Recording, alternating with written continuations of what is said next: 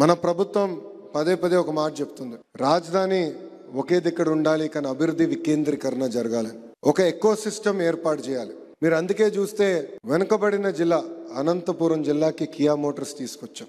ఈ రోజున ఆలోచన కేవలం కియా మోటార్స్ తీసుకొచ్చి అక్కడితో కాదు, మొత్తం మొబిలిటీ ఎట్లా అనంతపురం తీసుకురావాలి, అక్కడున్న పాలిటెక్నిక్స్ ఐటీఐలో కూడా ఆటోమోటివ్ మొబిలిటీ రంగంలో ఎట్లా ముందలు తీసుకునే ఆలోచనలో మేము ఉన్నాం. ఇంకో పక్కన కర్నూలుకి వచ్చేగల ఏకంగా డ్రోన్స్ హబ్గా మొన్న గౌరవ కేంద్ర మంత్రి సివిలేషన్ మంత్రి రాము కూడా ప్రకటించారు. ఆ డ్రోన్ హబ్ లో కూడా కావాల్సిన ఎకో సిస్టమ్, ఇన్నోవేషన్ కి కావాల్సిన బేసిక్ ఎక్విప్మెంట్, మెంటరింగ్, నర్చరింగ్ కూడా ఏర్పాటు చేయాలి.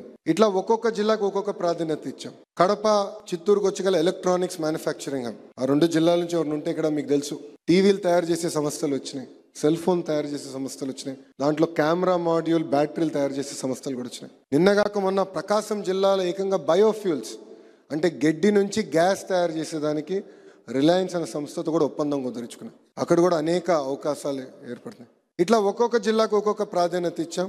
దానికి మొత్తం ఎకో సిస్టమ్ ఏర్పాటు చేస్తున్నాం. దానికి కావాల్సిన ఇంక్యుబేషన్ ఇన్ఫ్రాస్ట్రక్చర్ కూడా క్రియేట్ చేస్తాం.